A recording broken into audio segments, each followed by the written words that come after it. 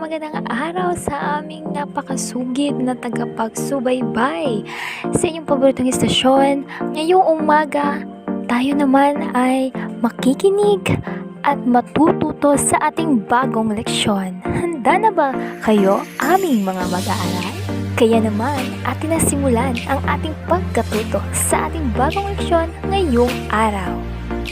Sa araw na ito, ating bibigyan ng pagpapahalaga ang asignaturang Edukasyon sa Pagpapakatao.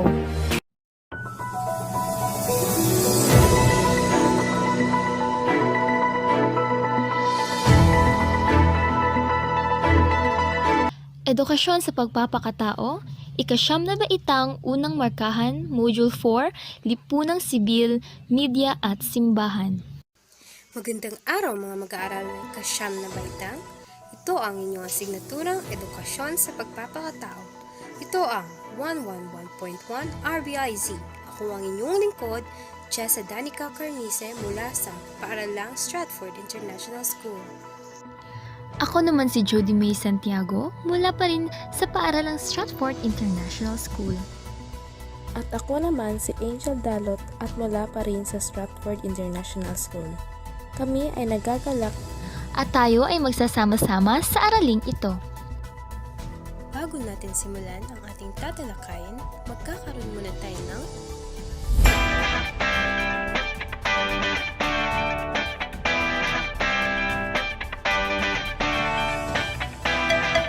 Magkakaroon tayo ng trivia time upang mas lalo tayong mapukaw sa susunod na aralin.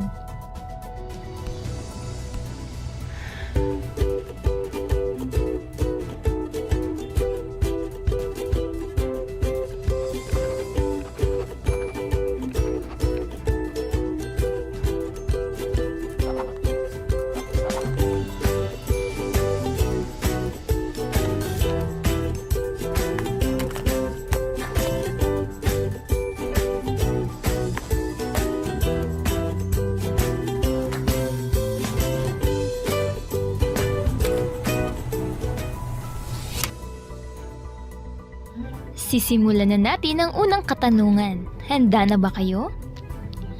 Sino ang kalmaunahang babaeng Pangulo ng Pilipinas?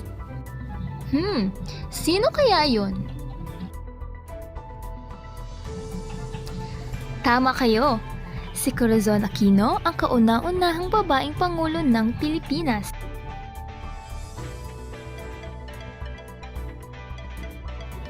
Handa na ba kayo sa ating ikalawang trivia? Sa Pilipinas ay halos kapuluan ang nakapalibot dito. Ang tanong, ilang pulo ang nasa Pilipinas?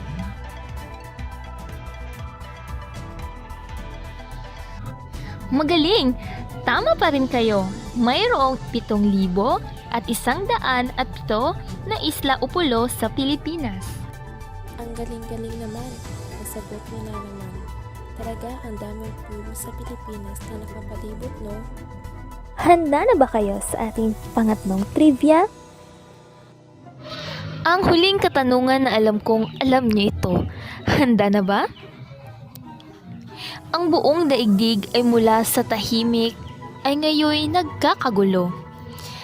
Maraming nasaktan at namatay. Ang tanong, ano ang lumaganap na sakit ngayon na sanhi ng pagkamatay ng karamihan?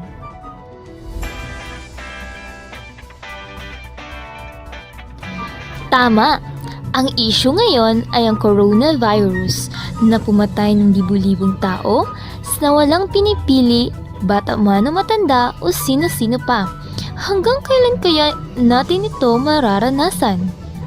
Hanggang tayo ay mawala na? Manalig lang tayo at parating manalangin sa Poong may kapal at tayo ay kanyang gagabayan. Iwasay na nagtatapos ang ating trivia time. Napukaw ba kayong mag-aaral? Masaya ba? Siyempre naman, magiging masaya ang ating mga mag-aaral dahil madadagdagan na naman ang kanilang mga kaalaman. Dati ang gulay di ko tinitikman, parati na lang iniiwasan.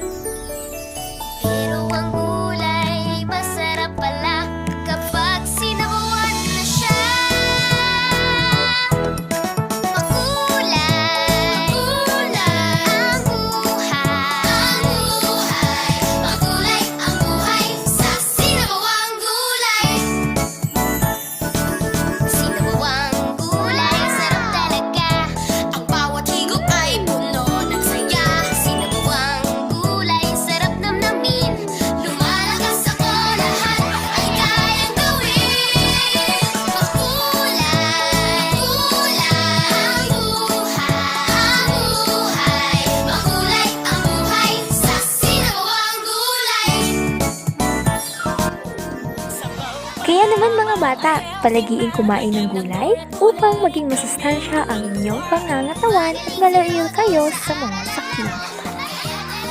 Kaya naman, sa ating mga mag-aaral, atin ang sisimulan ang ating leksyon ngayong umaga. Unang salita para sa tagapagdaloy, malugod na pagtanggap sa asignaturang Edukasyon sa Pagpapakatao, siyam ng Alternative Delivery Mode or ADM module para sa araling lipunang sibil, media at simbahan. Ang module na ito ay pinagtulungang dinisenyo, nilinang at sinuri ng mga edukador mula sa pampubliko at pampribado institusyon upang gabayan ka at ang gurong tagapagdaloy upang matulungang makamit ng mag-aaral ang pamantayang itinakda ng curriculum ng K-12 habang kanilang pinanagumpayan ang pansarili, panlipunan at pang-ekonomikong hamon sa pag-aaral. Ang tulong aral na ito ay umaasang makauugnay ang mag-aaral sa mapatnubay at malayang pagkatuto ng mga gawain ayon sa kanilang kakayahan, bilis at oras. Naglalayon din itong matulungan ang mag-aaral upang makamit ang mga kasanayang pandalawahang isang siglo habang isinasaalang-alang ang kanilang mga pangangailangan at kalagayan. Bilang karagdagan sa material ng pangunahing teksto, makikita ninyo ang kahong ito sa pinakakatawan ng module. Magandang umaga mga mag-aaral. Kami ang inyong guro sa asignaturang Edukasyon sa Pagpapakatao, Baitang Siam. Ako si Ginang Charity Ulbata. Naman si Binibining Kate May A. Oloroso at sa araw na ito ay ating aalamin ang lipunang sibil, media at simbahan. Para sa mga mag-aaral, malugod na pagtanggap sa edukasyon sa pagpapakatao o Alternative Delivery Mode, module ukol sa lipunang sibil, media at simbahan. Ang kamay ay madalas gamiting simbolo ng kakayahan, aksyon at layunin. Sa pamamagitan ng ating mga kamay, tayo ay maaaring matuto, lumikha at magsakatuparan ng gawain. Ang kamay sa tulong aral na ito ay sumisimbolo na ikaw bilang isang mag-aaral ay may angking kakayahang matutuhan ang mga kaugnay na kompetensi at kasanayan. Ang iyong pang-akademikong tagumpay ay nakasalalay sa iyong sarili o sa iyong mga kamay. Ang module na ito ay ginawa bilang tugon sa iyong pangangailangan. Layunin nitong matulungan ka sa iyong pag-aaral habang wala ka sa loob ng silid-aralan. Hangad din itong madulutan ka ng mga makabuluhang oportunidad sa pagkatuto. Ang module na ito ay may mga bahagi at icon na dapat mong maunawaan. Nais naming magtulungan tayo sa araling ito hanggang sa ito ay matapos. May alam ka bang mga organisasyong naghahatid ng tulong sa mga mahihirap? Anong uri ng tulong kanilang inihahatid? Ano kayang nagbubunsod sa kanila upang gawin ang ganoong kabutihang loob? Sa nakaraang aralin ay nakilala mo ang mga palatandaan ng hindi malusog na ekonomiya. Ang pangangailangan mong gumastos sa cellphone load, telekomunikasyon. Marami pang anyo ng hindi patas na pagtatamasa ng mga bunga ng ekonomiya. At wari ba'y pikit mata mong tinatanggap na lamang ang mga ito? Nabuo na sa isip mong kanya ng buhay. Ngunit sa paglalakbay mo sa pag-aaral na ito, malalaman mong maraming nag-iisip na hindi kailangang maging ganyan na lamang ang buhay. Ang pagsalungat nila sa kalakaran na sa unay walang pumapansin ay unti-unting nakakuha ng mga kakampi hanggang sa dakong huli ay nagbubunga ng pagbabago sa kalakaran ng lipunan. Matapos kang maklakbay sa areling ito, ay inaasahang masasagot mo ang mahalagang tanong na ano-anong pagpapahalaga ang isinusulong ng lipunang sibil upang makamit ang kabutihang panglahat. Sa araling ito, inaasahang maipamamalas mo ang sumusunod na kaalaman, kakayahan at pag-unawa. Una, natutukoy ang mga halimbawa ng lipunang sibil at ang mga ginagampanang papel ng mga ito tungo sa kabutihang panglahat. Pangalawa, nasusuri ang mga adhikaing nagbubunsod ng mga lipunang sibil upang kumilos tungo sa kabutihang panlahat. Pangatlo, naipapaliwanag ang mga batayang konsepto ng aralin.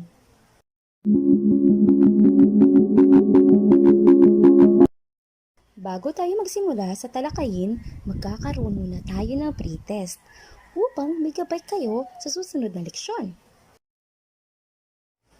Panuto, basahing mabuti ang bawat pangungusap at unawain ang mga tanong.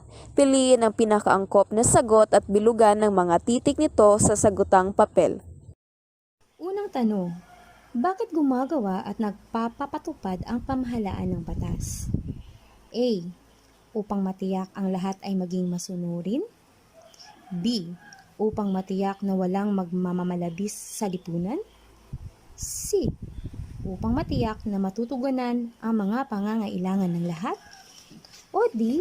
Upang matiyak na bawat mamamayan ay may tungkuling dapat gampanan. Pangalawang tanong, ano ang pangunahing layunin ng lipunang sibil? A. Pagtalakay ng mga suliraning panlipunan. B. Pagbibigay lunas sa mga suliraning panlipunan. C. Pagpaparating ng mga karaingan sa pamahalaan. D. Pagbibigay pansin sa pagkukulang ng pamahalaan. Pangatlong tanong, bakit nagkukusa tayong mag-organisa at tugunan ang pangangailangan ng nakakarami? A. Walang maaaring gumawa nito para sa atin. B. Sa ganito natin maipapakita ang ating pagkakakaisa. C. Ang sama-samang pagkilos ay nagpapapagaan sa gawain. O D. Hindi sapat ang kakakayahan ng pamahalaan upang tumugon. Pang-apat na tanong, ano ang kahulugan ng mass media? A. Impormasyong hawak ng marami. B. Paghahatid ng maraming impormasyon. C. Impormasyong nagpasalin-salin sa marami. D. Isahan ngunit maramihang paghahatid ng impormasyon. Limang tanong, ang pananatili nating kaanib ng isang institusyong pangrelihiyon ay bunga ng A. Kapangyarihang hawak ng mga lider ng relihiyon. B. Kalakarang kinamulatan natin sa ating mga magulang. C. Kawalan ng saysay ng buhay sa gitna ng mga tinatamasa. O D. Pagkakatantong hindi tayo nag-iisa sa paghahanap ng katuturan ng buhay. Para sa aming pinakamamahal ng mga mag-aaral, kami ay magbabalik sa konting saglit lamang.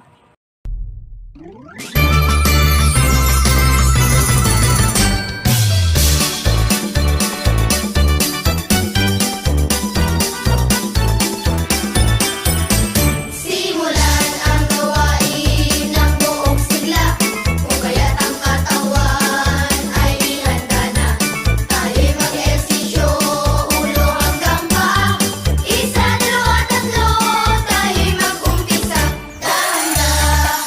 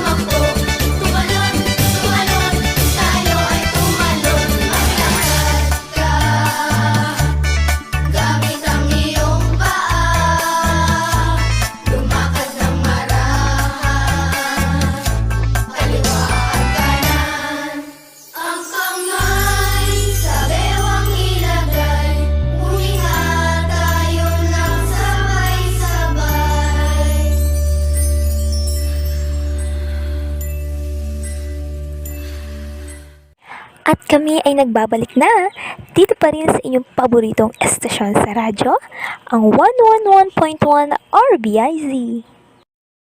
Inaasahan naming nasagutan na ninyo ang lahat ng mga tanong at maaaring kayo ay nalilito sa pagpili ng tamang sagot.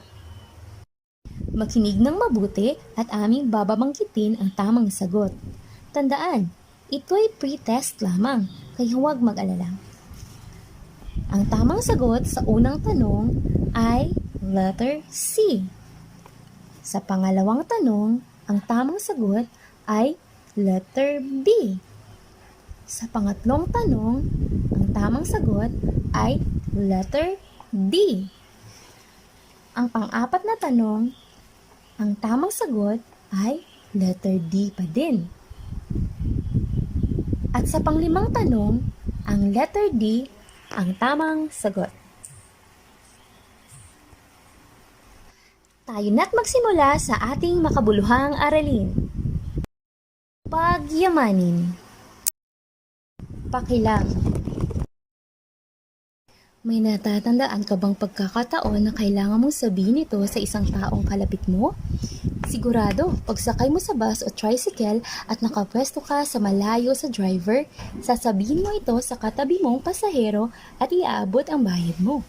Tingnan mo ang loob ng iyong bag. Alin-alin sa mga iyan ang kaya mong gawin. Hindi mo kayang bilangin ng mga taong kumikilos upang magkaroon ka ng mga kailangan mo. Kailangan mong pasalamatan ang napakaraming tao at kailangan mo rin sabihin sa kanila ang salitang pakilang. Gayon din sa pamahalaan, gumagawa at nagpapapatupad ito ng mga batas upang matiyak nito na matutugunan ang mga pangangailangan natin sa lipunan. Tinitingnan nito kung natutupad ang mga batas at pinaparusahan ang lalabag at nakakahiglang sa pagtatamasa natin sa ating mga pangangailangan. May mga batas tungkol sa pagkain, sa tubig, sa hangin, sa lupa, sa pag-aaral, sa paghahanap buhay at sa lahat halos ng bahagi ng ating buhay. Iisang layunin ng mga batas sa ito upang tayo ay mapabuti, upang makamit ng lahat ang makabubuti sa isa't isa. Maraming pagkakataon ay nagkukulang ang pamahalaan sa layuning ito dahil kapos ang kakayahan ng pamahalaan upang ang katiwaliang ito ay mabigyang lunas at lahat tayo ay nabibigatan sa kalakarang ito. Napakarami rin ang kailangan nating katuwangin sa pagtugon nito. May mga nag-organisa ng kani-kanilang sarili upang ipahayag ang pagkakasuklam sa ganitong sistema. Isang musikerong nangangalang ito Rapadas ang nagpasimuno sa Facebook ng ideyang maramihang pagpapahayag ng pagkadismaya at ikinalat ni isa pang nangangalang Pichi Bretana ang ideya sa pagpapalitan ng mga mensahe ng mga gumagamit ng Facebook na buo ang planong Million People March. Inindorso ni Catholic Bishop Conference of the Philippines sa Facebook account nito ang plano na ginanap sa Luneta noong August 26, 2013, Araw ng Mga Bayani. Sinabayan ito ng gayon ding gawain sa 11 pang mga lusod sa buong bansa. Nasundan ito noong October 4, 2013 sa Makati at tinitiyak ng mga nag-organisa na matutuloy pa ang ganitong kilos hanggang sa hindi nababasura ang sistemang pork barrel. Ang ganitong kusang loob na pag-organisa ng ating mga sarili tungo sa sama-samang pagtulong sa isa't isa ang tinatawag nating lipunang sibil. Hindi ito isinusulong ng mga politikong maaaring may pansariling interes. Hindi ito isinusulong ng mga negosyanteng ang interes lamang ay ang mapanatili ang kita. Sa halip, ito ay binubunsod ng mga pagnananais ng mga mamamayan na matugunan ang kanilang mga pangailangan na hindi natutugunan ng pamahalaan at kalakalan or business. Ang lipunang sibil ay nagsasagawa ng mga tugon na sila mismo ang nagtataguyod, kung kaya nagkakaroon ng likas kayang pag-unlad o sustainable development na hindi katulad ng minadali at pansamantalang solusyon ng pamahalaan at kalakalan. Ang media. Ano ang ibig sabihin ng media? Anumang bagay na nasa pagitan o namamagitan sa nagpadala at pinadalhan ay tinatawag sa Latin na medium o media kung marami. Ginagamit din natin ito kung may gusto tayong ipahatid na impormasyon. Kung marami at sabay-sabay ang paghahatid na ginagawa natin, tinatawag natin itong mass media. Katulad na lang ng radyo, telebisyon, pelikula o internet. Ang pangunahing layunin ng mass media bilang anyo sa lipunang sibil ay magsulong ng ikabubuti ng bawat kasapi ng lipunan. Ito ang dahilan kung bakit tungkulin ng mass media ang pagsabi ng buong katotohanan at kagyat na pagtutuwid sakali mang may naipahatid na maling impormasyon na maaaring maging batayan ng iba pa sa pagpapasya ng kilos. Ang media ay pinaglalagakan lamang ng mga katotohanang kailangan ng lipunan para sa ikakabuti ng bawat kasapi nito. Hindi ikakabuti ng ninuman ang kasinungalingan bunga ng pagbababawas o pagdaragdag sa katotohanan. Ayon kay Pope John Paul II, ang kapangyarihan ng media ay hindi isang likas na nanalasa kundi isang pag-ibig na lumilikha, ang simbahan. Ang simbahan.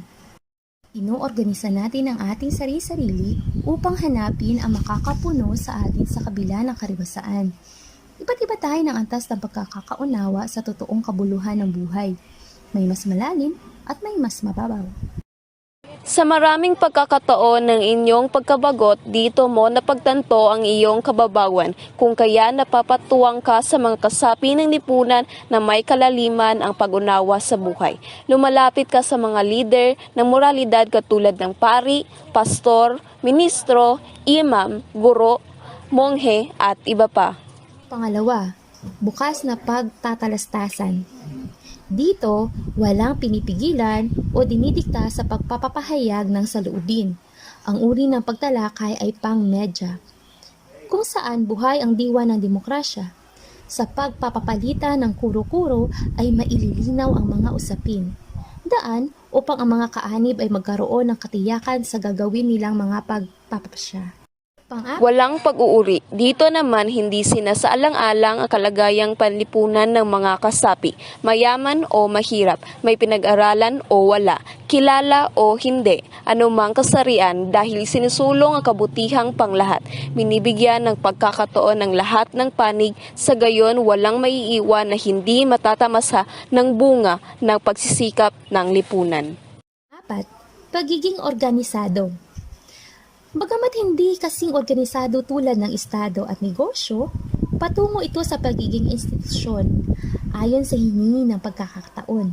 Sapagkat nagbabago ang kalagayan ayon sa mga natutugunang pangangailangan, nagbabago din ang kaayusan ng organisasyon upang tumugma sa kasalukuyang kalagayan.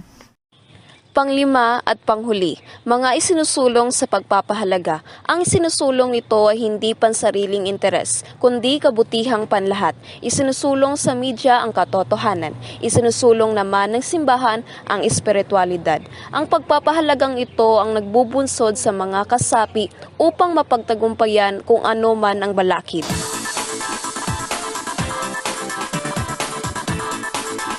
Tapos na ang ating leksyon. Kamusta? May natutunan ba ang lahat? Mahalagang ating isaisip at isapuso ang lahat ng mga impormasyon na ating nakalap kung alam natin na mahalaga ito sa pagpapaunlad ng ating sarili at ng ating bansa.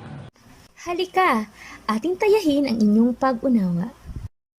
Ngayon, mga mahal naming mag-aaral ng Baitang Siyam, ano ang inyong naunawaan? Upang masubok ang lalim ng inyong naunawaan, sagutin natin ang mga sumusunod na tanong. Isulat sa inyong kwaderno ang inyong mga sagot.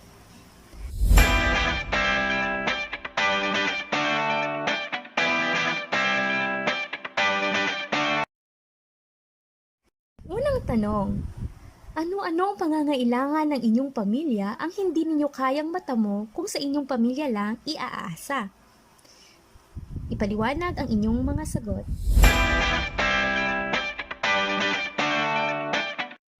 Pangalawang katanungan, ano-anong kalagayang panlipunan ang humahadlang kung kaya't hindi ninyo ito matamo? Ipaliwanag.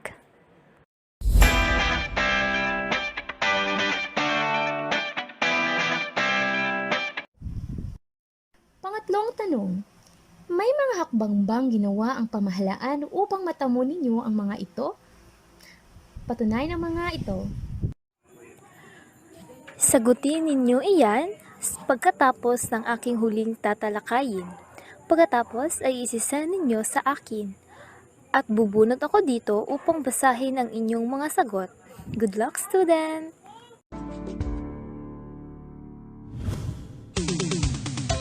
Mahalagang pagtuunan ng pansin ang personal hygiene para sa ating kalusugan. Sa pagligo araw-araw, nakakaiwas sa mga skin diseases gaya ng ringworm, scabies, sweat fungi at marami pang iba. Sa paghuhugas naman ng kamay, dapat idamay rin ang mga kuko. Makakatulong ito sa pag-iwas ng diarrhea at epidermophytosis na kung saan nagiging sanhi ng fungal infection sa balat na sanhi ng maruming kuko. Pag may proper oral hygiene, hindi lang nakakaiwas sa bad breath. Maiiwasan rin ang cavities at gingivitis. Ang gingivitis ay ang pamamaga ng tissue gum na sanhi ng plaque na kung saan gumagawa ng mga asido at toxin na nagpapapula, nagpapamaga o nagpapadugo sa mga gilagid. Mula ulo hanggang paa, ugaliin ang personal hygiene. Isa itong mahalagang disiplina sa pangangalaga sa sarili.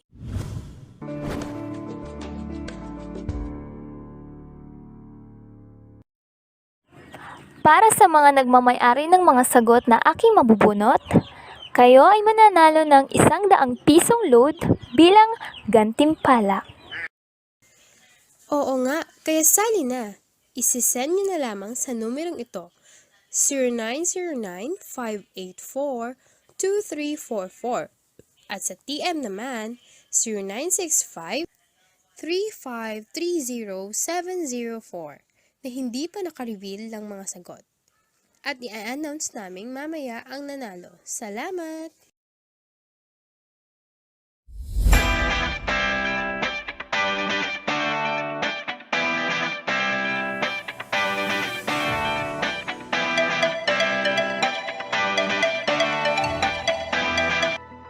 Sa puntong ito, ako ay nakabunot na ng mga sagot. Para naman sa mga nagmamay-ari nito, kayo ay aming tatawagin dito mismo at kayo ay mananalo ng 100 pisong load. Para sa lahat ng mga nanalo, congratulations! Ngayon, ang daming nakakuha ng 100 pesos na load at ito ang kanilang mga pangalan. Homer Piang, Rene J. Benato, Jessa Danica Carnice, and Lizalyn Almeron. At iyon na nga, ating mga mag-aaral. Tayo ay natapos na sa ating leksyon ngayong araw. Talaga naman, napakahusay ng ating mga mag-aaral. Kaya naman, sa pagtatapos ng ating leksyon sa araw na ito, naway nakapulot kayo ng mga aral at inyo itong gawin sa inyong pang-araw-araw na gawain. Maraming salamat din sa ating mga guro na walang sawang sumusuporta at gumagabay sa ating mga mag-aaral. Muli, maraming salamat po. Mula sa estasyong 111.1 RBIZ, kami ay taus-pusong naglilingkod at patuloy na maglilingkod sa inyo aming mga mag-aaral upang bigyan kayo ng mas malawak na kaisipan at ipagpatuloy pa ang inyong pag-aaral. Huwag lamang mawala ng pag-asa. Ipagpatuloy lamang ang ating mga pangarap dahil naniniwala tayong ang kabataan ang pag-asa ng bayan. Hanggang sa muli, ating mga mag-aaral.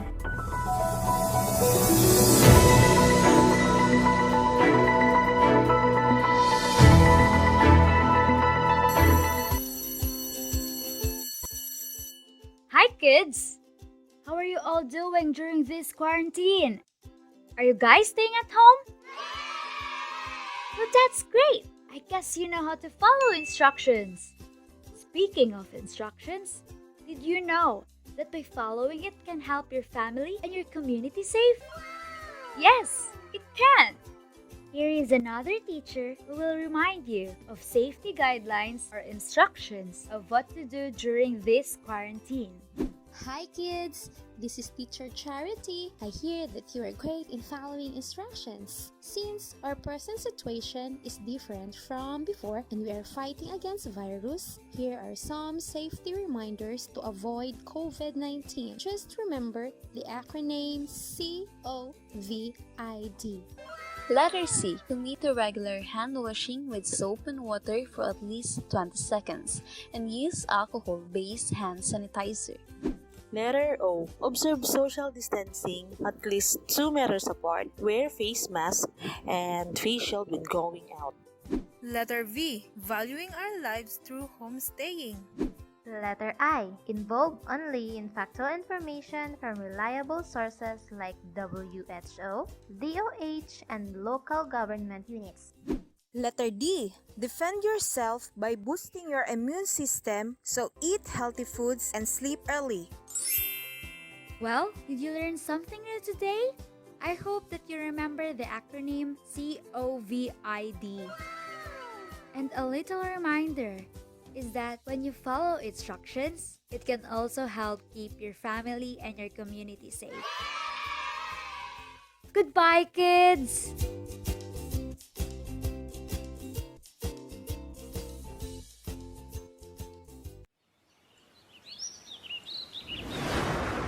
Magbasa, magbilang, mag-ensayo mga dapat gawin habang wala pang pasukan. Mga kabataan, tulungan ang ating mga magulang sa gawaing bahay. Iwasan ang mga maling gawain, gawin ang tama. Iwasan ang mali, respetuhin ang nakatatanda sa atin. Ano nga ba ang mga paraan ng paggalang sa mga matatanda?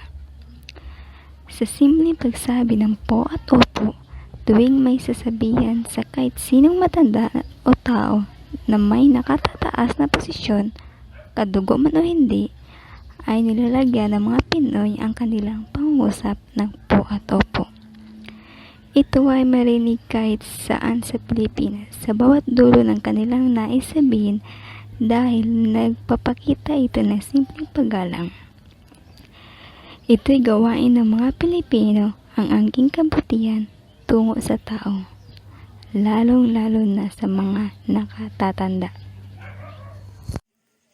Ito po si Homer Piang. Dahil sa inyong taglay na husay at talino, nasagutan nyo lahat ng mga katanungan. Pagpatuloy nyo lang yan ang inyong magandang nasimulan. Huwag kayong titigil sa inyong mga pangarap upang magtutumpay sa buhay. Ito ay simula pa lamang patungo sa magandang kinabukasan. Napakahusay ng inyong ginawa mga bata. Ang mga magulang nyo ay walang paglagyan sa kanilang kasiyahan. Pag malaki nila kayo sa kanilang mga kaibigan, kaming mga guro ay gabay lamang. Dahil may kasabihan, ang bata ay pag-asa ng bayan. Dahil una sa lahat, bata,